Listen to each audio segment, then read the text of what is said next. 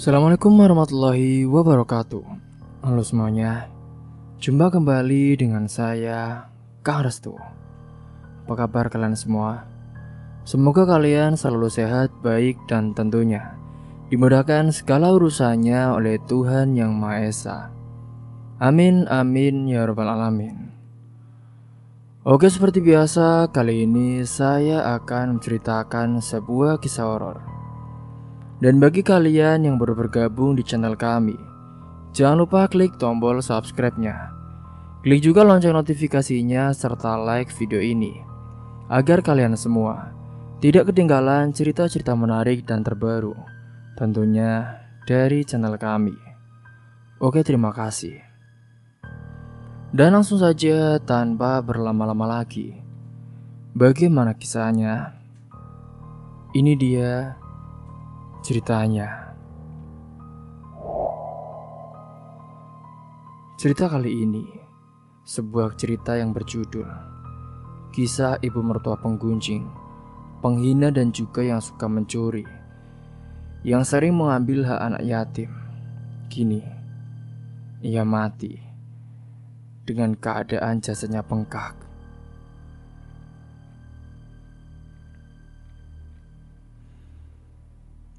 Pada waktu itu, Panti Harapan berdiri di pinggir kampung sejak 3 tahun lalu.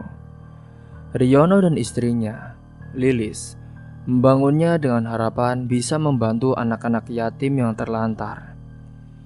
Mereka menyisihkan hasil dagangan keliling, menjual motor satu-satunya, lalu merenovasi rumah warisan menjadi sebuah panti sederhana. Tapi sejak ibunya, Bu Nafsiah, ikut tinggal di sana, suasana berubah mencekam. Wajahnya yang galak, ucapannya yang selalu pedas, dan tangannya yang ringan memukul siapapun, tentu membuatnya orang-orang menjadi kesal. Setiap pagi sebelum anak-anak bangun, Bu Nafsiah sudah berdiri di dapur sambil memarahi apapun, seperti kompor yang lambat menyala, beras yang kadang terasa keras, bahkan cicak yang lewat di dinding. Semua ia marahi. Dasar, rumah ini kok isinya pengemis semua sih, ucapnya dengan keras sambil menatap tajam ke arah kamar para anak yatim. Di sana ada Rumi, Iman, dan Sari, hanya bisa berguling di kasur tipis mereka. Mereka tak berani bergerak. Mereka tahu suara sekecil apapun akan memancing kemarahan dari Bu Nafsiah. Lili selalu mencoba bersikap tenang. Ia yang memasak, mencuci, mengurus anak-anak. Tapi Bu Nafsiah tak pernah puas. Kalau kamu tak bisa urus mereka, biar aku yang urus. Tapi jangan salahkan ya, kalau mereka tahu rasa, ucapnya suatu sore saat melihat Sari ketiduran di ruang belajar. Tak lama kemudian, saat itu Bu Nafsiah mengguyur Sari dengan seember air. Gadis kecil itu menggigil sambil menangis, tapi tak berani melawan. Sementara di luar panti, wajah Bu Nafsiah berubah 180 derajat. Ketika ia di luar, ia berdandan menor, memakai lipstik terang dan bedak tebal, lalu berjalan keliling kampung sambil mengumbar cerita. Bu, anak saya itu dermawan. Panti ini aja dibangun pakai uang saya. Semuanya dari saya. Katanya kepada siapa saja yang mau mendengar. Padahal seluruh warga tahu bahwa Riono dan Lilislah yang bekerja keras dari nol. Tapi tak satu pun yang berani menyangka langsung. Karena Bu Nafsiah terkenal suka menghina dan juga membalas dendam dengan cara yang tak masuk akal. Kini konflik di dalam rumah pun semakin dalam saat Riono memilih diam. Ia merasa serba salah. Sebagai anak ia tak sanggup melawan ibunya, tapi sebagai suami dan ayah asuh, ia sadar keadaan ini membuat Lilis makin lelah dan anak-anak menjadi trauma. Malam itu pun Rumi mendekati Lilis diam-diam, membisikkan bahwa ia sering disuruh mengelap lantai dengan kain basah sampai tengah malam. Kadang jika ada sisa makanan, Bu Nafsiah pun memakannya sendiri dan menyuruh anak-anak tidur tanpa perut kenyang. Lilis hanya menatap wajah Rumi yang pucat. Ia ingin marah, tapi suaranya tercekat dan dalam hatinya ia bertanya, apa yang membuat perempuan setua itu begitu tega menyiksa anak-anak yang tak punya siapa-siapa? Keesokan harinya ketika Lilis sedang menjemur pakaian, dua ibu tetangga lewat sambil berbisik.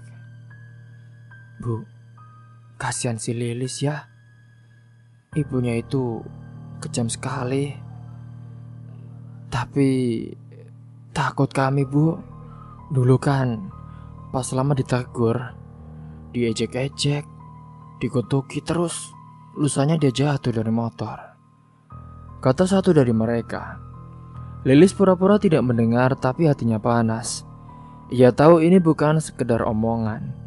Bu Nafsia bukan hanya menyiksa anak-anak tapi juga membuat warga menjauh dari panti. Segala kebencian itu disembunyikan rapat-rapat, seperti bom waktu yang siap meledak kapan saja. Singkat cerita, pada malam harinya, saat angin bertiup pelan lewat jendela kamar Rumi, anak itu menatap langit sambil menahan tangis. Ia tahu selama Bu Nafsia masih hidup dan berkuasa, mereka hanya bisa menunggu entah harapan atau kehancuran. Dan kehancuran itu mulai terasa sejak dapur panti asuhan makin sering kosong. Kini setiap pagi anak-anak harus menahan lapar lebih lama. Bu Nafsia memang tetap berbelanja ke pasar, tapi sayuran yang dibawa pulang selalu sedikit dan juga busuk. Lilis awalnya mengira harga pasar naik, sampai suatu hari ketika ia melihat sendiri, Bu Nafsia menukar satu bungkus cabai segar dengan cabai busuk ke pedagang, lalu menyelipkan 2 buah tomat ke kantung tanpa membayar. Lilis hanya terpaku. Ia ingin menegur, tapi sadar bahwa melawan akan memicu teror panjang. Hari itu nasi baru matang tepatnya pada jam 10 pagi. Anak-anak panti yang sudah sejak subuh bangun hanya duduk di teras dengan perut kosong. Sari sempat gemetar karena tak kuat menahan lapar. Rumi, ia berusaha menyibukkan diri dengan menyapu halaman, sementara Iman melipat pakaian tanpa suara. Semua mencoba bersikap biasa meski wajah mereka pucat. Ketika akhirnya sarapan dibagikan, porsinya sangat sedikit. Lilis pun hanya bisa menunduk saat Rumi berbisik, Bu, tadi malam kita cuma makan bubur air garam, Bu. Sekarang cuma ini.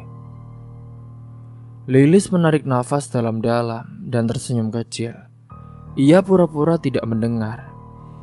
Tapi di dalam dadanya ada bara yang mulai menyala. Ia tahu, semua ini bukan karena kekurangan tapi karena keserakahan Bu Nafsia. Malam sebelumnya ia menemukan kantong belanja berisi biskuit, minuman botol dan lauk enak di kamar Bu Nafsia. Barang-barang itu adalah bukan untuk anak-anak, tapi ia makan untuk dirinya sendiri. Ketika Riono pulang sore harinya, Lilis mencoba bicara dengan pelan. Mas, kita harus bicara soal ibu. Tapi Riono langsung menepis. Sudahlah Lis, kamu jangan mulai lagi. Ibu kan memang keras, tapi dia sudah tua. Udah, biarkan saja. Lilis menahan diri agar tidak menangis. Ia tahu Riono bukan tak peduli, tapi ia takut. Nafsia pernah mengancam akan meninggalkan panti dan mengambil seluruh surat tanah jika dilawan.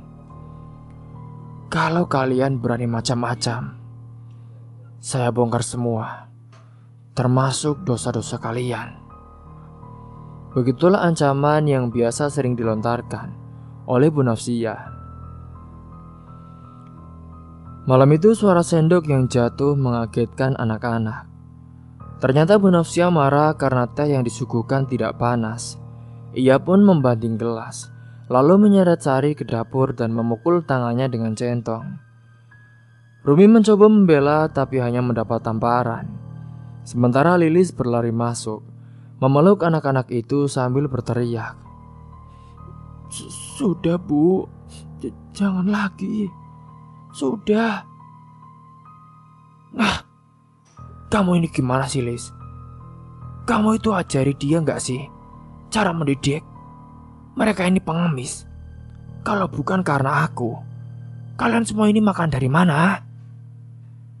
Teriak Bu Nafsia. Pagi harinya Lilis menangis di belakang rumah. Sambil mencuci pakaian kotor, ia tak kuasa menahan amarah dan kecewa. Di dalam hati ia bertanya mengapa seorang ibu bisa sekejam itu pada orang-orang yang seharusnya ia lindungi. Di tengah tangisnya datanglah Rumi dengan langkah pelan.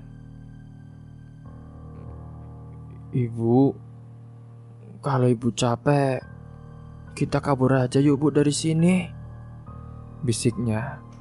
Lilis tersenyum getir, anak sekecil itu sudah berpikir untuk melarikan diri. Itu tanda bahwa rumah ini bukan tempat aman lagi. Sabar ya nak, gak apa-apa, masih ada ibu sama ayah. Kamu tenang saja, ya. Hari-hari berikutnya ketegangan semakin terasa. Bu Nafsia makin sering memaki bahkan kepada tamu yang datang ke panti. Pada suatu siang seorang donatur datang membawa bingkisan dan uang tunai. Nafsia menyambutnya dengan wajah manis dan juga suara halus. Tapi setelah tamu itu pergi, uangnya saat itu langsung disimpan ke dalam bra dan dibawa ke kamarnya. Lilis yang melihatnya hanya bisa menggigit bibir. Dan pada sore hari itu, anak-anak yang menunggu janji Bu Nafsia bahwa mereka akan dibelikan jajanan. Tapi sampai malam tiba, yang datang hanya sisa gorengan dari pasar yang sudah dingin dan juga keras. Iman menatap Rumi dengan wajah kecewa, lalu berkata, "Kalau aku besar nanti, aku mau buat panti sendiri. Tapi gak boleh ada orang jahat kayak nenek itu." Kata-kata polos itu membuat Lilis semakin sesak. Ketika tengah malam, Lilis terbangun karena suara tangis lirih dari kamar depan. Ia mengintip dan melihat Sari duduk di pojokan, memeluk lututnya saat itu. "Kamu kenapa nak? Kok nangis?" "Aku mimpi Bu. Nenek Nafsia mukul aku terus. Tapi di mimpi itu tangannya panjang Bu. Sari takut." "Udah, kamu gak apa-apa nak. Itu cuma mimpi. Kamu kalau mau tidur, berdoa dulu ya." "Iya Bu." Sementara di luar kamar, Bu Nafsia masih duduk di ruang tamu, menonton sinetron dengan suara keras, seolah tak pernah terjadi apa-apa. Seiring berjalannya waktu, beberapa tetangga pun mulai membicarakan keanehan di panti. Mereka heran karena dulu anak-anak panti terlihat ceria dan terurus. Tapi sekarang, wajah mereka muram dan tubuhnya semakin kurus.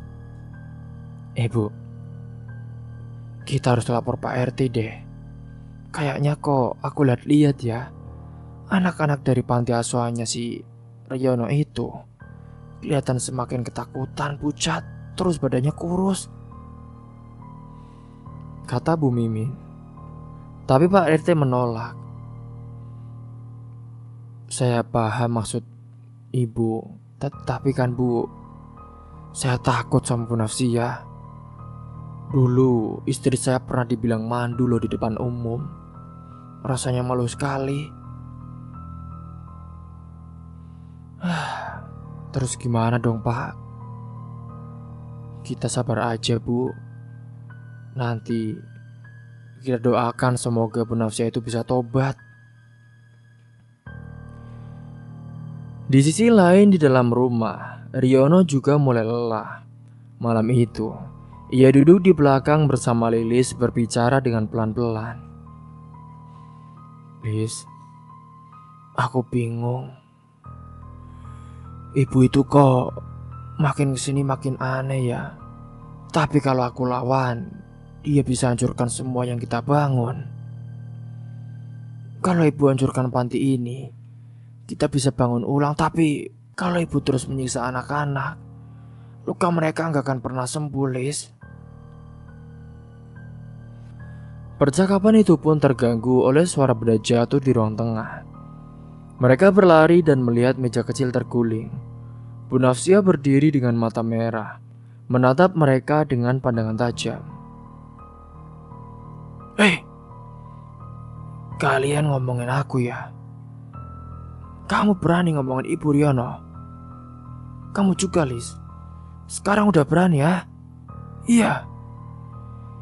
Ia meraih sapu dan mengayunkannya, tapi Riono menahan. Sudah, Bu. Cukup, Bu. Cukup. Suasana menjadi hening. Anak-anak dari kamar keluar, berdiri di tangga, menyaksikan pertengkaran itu dengan wajah yang tegang. Untuk pertama kalinya Riono berdiri di depan ibunya dengan nada tegas. Tapi Bu Nafsia tidak mundur. Ingat yo, kamu itu cuma anak aku ya. Tanpa aku, kamu bukan siapa-siapa. Jadi jangan sok jago. Setelah malam itu rumah benar-benar berubah. Bu Nafsia makin pendiam tapi tatapannya penuh kebencian. Ia sering bicara sendiri di kamar. Anak-anak mengaku mendengar suara orang-orang tertawa malam-malam. Tapi saat diperiksa, tak ada siapa-siapa. Rumi mengatakan pernah melihat bayangan hitam duduk di atas lemari kamar Nafsia. Tapi ketika diceritakan ke Bu Lilis, ia hanya bilang, "Sudah. Itu mungkin perasaanmu saja, Nak." Enggak, Bu. Aku benar-benar lihat loh tapi. Hari berikutnya, makanan di dapur pun menjadi basi semua. Padahal baru semalam dibeli. Lilis mencoba mencium bau aneh dari tempat beras, seperti bangkai tikus. Tapi saat dicek tak ada apa-apa. Riono diam-diam mulai bertanya kepada tetangga yang bisa melihat. Bu Marni, tetangga tua di gang belakang, berkata sambil menatap serius, "Pantimu itu sekarang udah gak bersih. Ada yang sering kirim sesuatu. Mungkin karena ada sesuatu yang terlalu banyak menyakiti orang." Ucapan itulah yang menusuk. Apalagi Bu Marni menambahkan, "Biasanya orang yang makan hak anak yatim hidupnya gak akan tenang. Kalau gak sekarang, nanti." Dan sejak malam itulah, sakit aneh mulai menyerang tubuh Bu Nafsia. Awalnya hanya batuk-batuk kecil yang tak kunjung sembuh. Tapi lama-lama tubuhnya mulai lemas. Kulitnya memucat dan matanya tampak sayu. Lili sempat menyarankan untuk dibawa ke puskesmas. Tapi Bu Nafsia malah membentak, "Kalian ini mau saya mati ya? Mau cepat-cepat, biar warisan itu kalian ambil. Iya." Riono yang awalnya dia mulai resah. Ia melihat dengan mata kepala sendiri ibunya yang semakin kurus. Sering bicara sendiri di kamar dan kadang malam-malam menjerit seolah sedang disiksa. Hari-hari di panti semakin gelap. Anak-anak makin takut keluar kamar jika malam tiba. Kini tercium bau aneh seperti kembang busuk dari kamar Bu Nafsia, membuat anak-anak yatim tak berani tidur sendirian. Waktu itu pernah Sari melihat Bu Nafsia duduk di kursi tamu tengah pada malam hari dengan kepala menunduk dan suara mendengus seperti binatang. Ketika ditanya pagi harinya, Bu Nafsia malah tertawa dan mengatakan, "Itu hanya mimpi mereka yang kebanyakan makan." Lilis pun mulai sering muntah-muntah karena stres. Tubuhnya kini ikut melemah, tapi ia tetap berusaha tersenyum di depan anak-anak itu. Ia tahu jika ia jatuh, maka rumah ini akan benar-benar runtuh. Sementara suaminya Riono makin sering termenung di teras. Ia merasa dihantui dua sisi darah daging yang sekarat. Tapi dalam diamnya, ia bertanya kepada Tuhan, kenapa semua ini harus terjadi dalam satu rumah? Kenapa ada ibunya yang begitu memiliki sifat yang jahat, sementara ia juga ingin merawat anak-anak yatim yang butuh perlindungan? Ia benar-benar pusing oleh masalah itu. Pada suatu sore saat Bu Marni datang diam-diam ke panti, ia duduk bersama Lilis di belakang rumah dan berbisik. "Lis, saya sudah bilang, ada yang kirim sesuatu ke panti ini. Saya dengar dari orang pintar. Terus ada juga kiriman yang ditujukan langsung ke Bu Nafsiyah." Lilis menggenggam tangan Bu Marni. Apa maksudnya, Bu?" "Santet. Dan itu bukan santet biasa. Itu dari orang yang sudah sangat lama disakiti. Mungkin ini balasan dari semua orang yang pernah dia lakukan." Namun Riono tidak langsung percaya. Tapi ketika malam itu ibunya menggigil hebat dan muntah darah di lantai, ia mulai goyah. Apalagi setelah mendengar ibunya meracau menyebut nama-nama yang asing seperti Bu Nur, Leni, Rasim. Tak satu pun dari mereka dikenali oleh anak-anak. Tapi Bu Marni mengangguk pelan saat mendengarnya. Itu mungkin saja semua nama orang-orang yang pernah dihina atau dirugikan oleh ibumu dulu. Dendam itu akhirnya kembali. Ketegangan makin tajam saat panti mulai sepi. Donatur tak lagi datang. Warga menjauh, bahkan tukang sayur pun enggan mampir ke situ. Semua seolah mencium bau kematian yang menempel di dinding rumah itu. Anak-anak panti asuhan makin pendiam. Iman mengaku mendengar suara tangis dari dapur saat tengah malam. Sari bermimpi melihat Nafsiyah berjalan merangkak dengan tubuh terbakar. Tapi ketika itu Rumi yang paling takut. Ia berkata lirih pada Bu Lilis. "Bu, aku lihat nenek Nafsiyah makan sendiri di kamar, Bu. Tetapi bukan makan nasi. Makan ayam mentah, Bu. Kukunya panjang sekali." Lilis terdiam. Ia tahu anak-anak tidak mungkin berbohong. Tapi apa yang bisa ia lakukan? Rumah ini seperti perangkap. Ia tak bisa keluar, tak bisa pergi, dan tak bisa melawan. Bahkan Riono pun seperti tak lagi punya tenaga untuk berpikir jernih. Ia duduk termenung setiap malam di tangga depan, memandangi lampu jalan yang semakin redup. Sampai akhirnya suatu malam suara jeritan keras terdengar dari kamar Bu Nafsiyah. Riono dan Lilis pun berlari masuk, hanya untuk menemukan ibunya yang menggeliat di lantai dengan mata melotot dan wajahnya yang membiru. Mulutnya berbusa dan dari perutnya terdengar suara seperti sesuatu yang bergerak di dalam. Lilis menjerit, Rumi pun berlari ketakutan, dan Iman muntah di sudut ruangan. Bau busuk menguar seketika seperti bangkai tikus bercampur kemenyan busuk. Pada pagi harinya Riono memanggil seorang ustadz dari kampung sebelah. Ia pun dengan hati-hati membacakan doa-doa dengan suara keras. Tapi saat itu Bu Nafsiyah malah mengamuk. Ia menjerit, meronta, dan menampar ustadz itu dengan tenaga yang tak masuk akal. Keluar dari rumahku. Ini rumahku. Semua ini milikku." Ustadz itu pun mundur dengan saat itu. "Astagfirullahaladzim. Pak, saya tak bisa lanjut kalau keluarganya sendiri tidak mau ikhlas. Ini bukan hanya tentang santet, Pak. Ini juga tentang dosa dari Bu Nafsiyah yang belum ditebus." Setelah ustadz itu pergi, Riono pun terduduk lesu di depan kamar ibunya. Lilis datang dan duduk di sampingnya. "Mas, ini sudah waktunya kita ikhlaskan semuanya, Mas. Kalau ibu harus pergi, biarlah. Tapi jangan biarkan dia pergi tanpa minta maaf, Mas." Riono menatap istrinya dengan mata merah.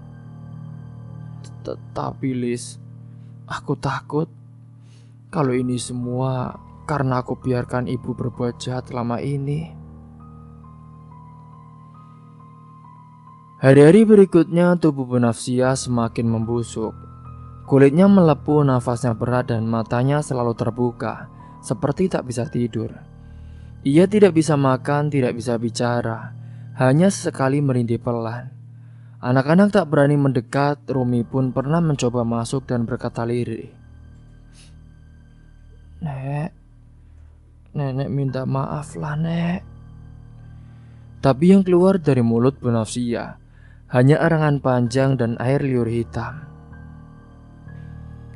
Dan sampai pada malam ketiga, rumah itu kembali bergetar oleh jeritan. Kali ini lebih keras, lebih panjang dan terdengar dari ujung gang. Warga mulai keluar rumah menatap ke arah panti dengan wajah cemas. Mereka tahu sesuatu sedang terjadi di sana, tapi tak satu pun berani masuk. Di dalam kamar, Yono menggenggam tangan ibunya yang dingin. Bu, maafkan saya, Bu. Kalau bisa dengar, aku mohon ibu minta maaf lah, Bu. Anak-anak itu gak salah. Aku mau ibu sembuh. Ayo Bu, tobat. Tapi Bu Nafsia tak menjawab.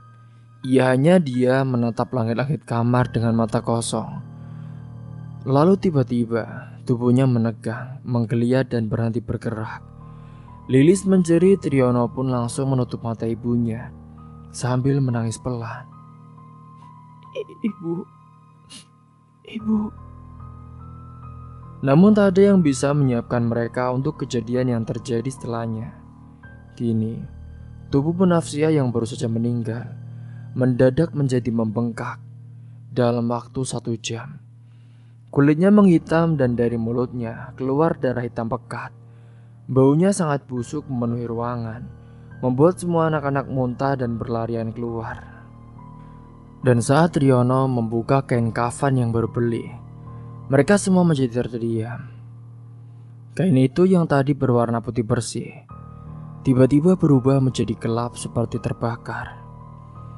Lilis mematung memegang ujung kafan dengan tangan gemetar. Riono yang menyaksikan langsung tubuh ibunya membengkak dan menghitam, tak bisa berkata-kata. Air matanya tak jatuh, hanya wajahnya yang kosong, seperti kehilangan seluruh kesadaran. Anak-anak panti menangis di luar kamar, menempelkan tubuh mereka ke dinding karena takut mendekat. Bau busuk menusuk hidung, menyebar ke seluruh rumah, membuat tetangga di seberang jalan menutup jendela sambil berbisik takut. Riono akhirnya menutup tubuh ibunya dengan kain kafan yang sudah hitam itu. Ia sadar, jenazah itu harus segera dikubur, tapi tak ada satupun warga yang bersedia untuk membantu. Dan saat ia mengabarkan kabar duka ke tetangga, mereka hanya menjawab singkat, "Maaf Pak, kami tidak bisa ikut. Kami masih ingat dengan apa yang pernah beliau lakukan masa hidupnya." Bahkan PRT pun menolak hadir, hanya mengirimkan petugas pemakaman dari desa sebelah dengan wajah yang enggan. Pada siang hari itu, hanya ada Riono, 2 penggali kubur bayaran, dan Lilis yang menggali liang lahat. Anak-anak duduk berjajar di bawah pohon, memeluk lutut mereka sambil diam.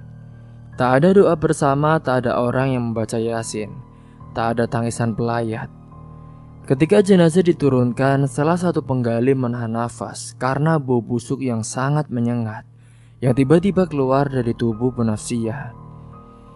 Tanah di sekitar liang lahat pun terlihat basah, seperti habis disiram air kotoran.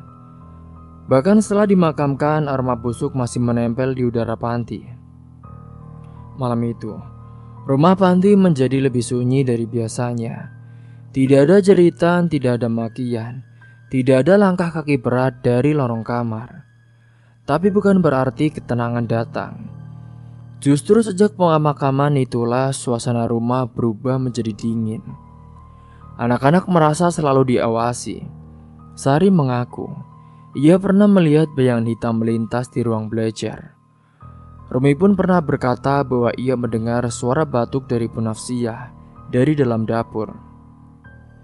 Lilis tidak langsung percaya, tapi ketika ia mencium bau kain kafan di kamar ibunya yang sudah dibersihkan, hatinya mencelas. Beberapa hari setelah pemakaman, Riono semakin sering menyendiri. Ia tak lagi bicara banyak, wajahnya tirus, matanya sayu. Lilis khawatir suaminya itu akan jatuh sakit. Tapi Riono hanya menjawab singkat. Lis, aku merasa ibu itu belum benar-benar pergi, Lis. Aku dengar suaranya tiap malam, aku rasa itu akibat dari kiriman-kiriman santet itu. Mungkin jiwanya sedang dikurung di alam sana. Mas, kita kan sudah berusaha, Mas. Kita sudah lakukan yang terbaik. Tapi mungkin Tuhan belum mengizinkan beliau tenang. Malam berikutnya anak-anak pun kembali diganggu. Iman terbangun dan berteriak karena merasa dicekik oleh tangan dingin yang tak terlihat. Rumi ketakutan karena lemari kamarnya terbuka sendiri, lalu tertutup perlahan. Bahkan seekor kucing pun mati ditemukan tergantung di dapur tanpa sebab. Dan pagi harinya Lilis menemukan cermin kamar retak, membentuk garis seperti wajah manusia. Ia tahu ini bukanlah kebetulan. Panti harapan yang dulu penuh senyum kini menjadi tempat penuh ketegangan. Tak ada yang berani berjalan sendiri jika malam tiba. Lampu lorong dinyalakan terus-menerus dan kamar Nafsiyah dikunci rapat. Tapi suara dari dalam kamar tetap terdengar. Ketukan, isakan, terkadang tawa pelan. Riono mulai kehilangan kendali. Ia bicara sendiri di ruang tamu, memanggil nama ibunya, meminta maaf sambil menangis. Anak-anak pun melihatnya dan semakin takut. Kini mau tak mau Lilis pun akhirnya kembali memanggil Ustadz yang dulu pernah datang. Ia menceritakan semuanya dari mulai perlakuan Bu Nafsiyah sampai kondisi jasadnya hingga gangguan setelah kematian. Ustadz itu hanya mengangguk saat itu. Orang yang meninggal dengan membawa dosa berat dan belum tobat, pasti jiwanya bisa tertahan. Apalagi jika semasa hidupnya dia itu sering sekali menzalimi orang, memakan hak anak-anak yatim. Itu bukan dosa biasa. Hingga setelah memberikan nasihat itu, Pak Ustadz itu pun melakukan ruqyah malam.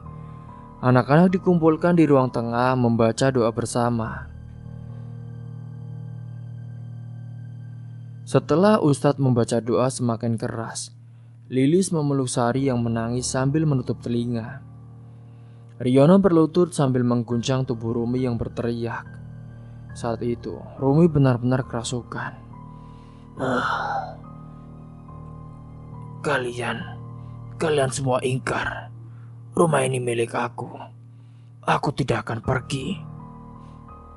Bu,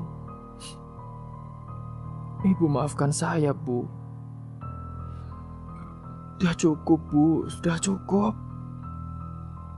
Tapi suara itu dari mulut Lumi hanya tertawa. Lalu tubuhnya terjatuh lemas. Suasana rumah menjadi hening. Ustadz pun menatap semua yang hadir dan berkata, Pak, Bu, beliau belum lepas sepenuhnya. Masih ada yang belum kalian bereskan. Setelah itu Lilis dan Riono pun duduk berdua di dapur yang kini kembali gelap. Ini apa maksudnya, Mas? Tanya Lilis. Riono terdiam lama lalu membuka laci lemari tua. Dari dalamnya ia mengeluarkan tumpukan amplop dan juga catatan keuangan. Astagfirullahaladzim. Ini semua sumbangan dari donatur yang ibu simpan diam-diam. Ada juga emas dan perhiasan. Aku tahu, tapi aku diam selama ini. Aku juga ikut salah. Lilis memandangi semua itu dengan air mata. Ia sadar, untuk bisa benar-benar membebaskan rumah ini dari teror, mereka harus membersihkan semua yang selama ini dikotori. Uang itu, semua harta yang bukan hak mereka harus dikembalikan.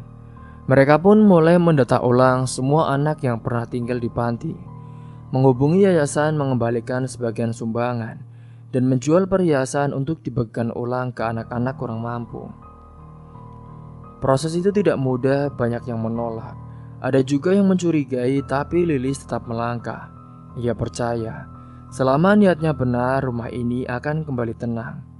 Setiap malam, ia dan Riono mengaji bersama anak-anak. Mereka membaca Yasin dan mendoakan Bu Nafsiah dengan tulus. Sampai suatu malam, saat mereka selesai berdoa, suara isak pelan terdengar dari lorong. Tapi kali ini bukan tangisan penuh kemarahan, melainkan suara permintaan maaf. Saat itu Lilis hanya mendongakkan kepala, menajamkan telinga. Suara itu datang dari lorong kamar yang selama ini dikunci rapat. Riono menatap istrinya lalu pergi berjalan ke sana. Mereka berdua berjalan menuju lorong, menyalakan lampu satu persatu, hingga akhirnya berdiri tepat di depan kamar dari almarhum Bu Nafsiah. Kunci pintu itu sudah lama Lilis simpan di dalam lemari pakaian. Tapi malam itu, tanpa bicara, ia pun mengeluarkannya dan menyerahkannya kepada Riono. Dengan tangan gemetar, Riono membuka pintu kamar ibunya. Ruangan itu masih seperti terakhir ditinggalkan. Bau kemenyan yang sudah lama mati masih tercium samar. Di atas kasur, bantal dan guling tersusun rapi, tapi terasa dingin dan juga sunyi. Ketika saat itu Lilis masuk menyusul, ia menggandeng Rumi dan Sari yang berdiri di ambang pintu. Anak-anak itu menggenggam tangan Lilis erat, menatap kamar itu dengan campuran takut dan juga penasaran. Nenek, kalau memang masih dengar, kami sudah memaafkannya, Nek. Tapi jangan ganggu kami lagi ya, Nek. Kami mau hidup tenang di rumah ini, kata Rumi. Malam itu pun tak ada jeritan, tak ada suara-suara teror lagi. Kini, setelah berminggu-minggu berlalu, suasana panti pun benar-benar berubah.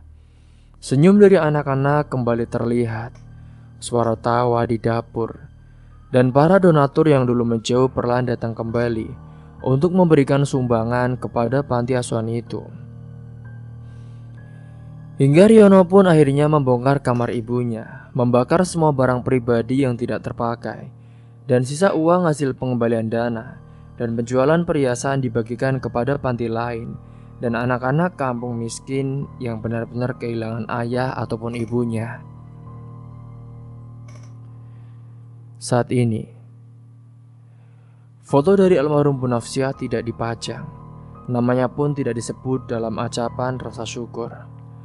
Tapi dalam hati Lilis dan Riono, ada pelajaran besar yang tertanam kuat. Diam terhadap kezaliman hanya akan memperpanjang penderitaan, dan membiarkan kekuasaan tanpa kendali bisa menjadi jalan menuju kehancuran. Malam itu sebelum tidur, Lilis menatap langit dari jendela kamar. Mas, aku hanya senang kita semua bisa melewati semua ini. Iya, Lis, aku juga mungkin semua ini sudah digariskan. Tapi aku harap anak-anak ini kelak bisa tumbuh jadi orang yang lebih baik dari kita. Iya, Mas. Meskipun kita tidak pernah punya anak kandung, anak dari daging kita, tapi dengan anak-anak kita yang kita asuh, kita besarkan, semoga kita bisa memberikan yang terbaik ya, Mas. Iya, Lis. Amin. Dan sampai di sini dulu kisah kali ini. Jangan pernah meremehkan air mata orang yang teraniaya, terlebih anak-anak yatim. Karena harta yang didapat dengan cara dizolimi dan mengambil hak orang lain tak akan pernah membawa berkah, bahkan bisa menjadi sebab kedatangnya azab. Sebaik-baiknya hidup adalah yang dipenuhi dengan kejujuran, kasih sayang, dan juga keberanian untuk berkata benar. Cerita pun tamat. Mungkin itu saja yang dapat saya sampaikan, kurang lebihnya mohon maaf apabila ada salah kata ataupun ucapan yang kurang berkenan bagi kalian semua. Sampai jumpa di cerita-cerita horor yang lainnya. Akhir kata dari saya, wassalamualaikum warahmatullahi wabarakatuh.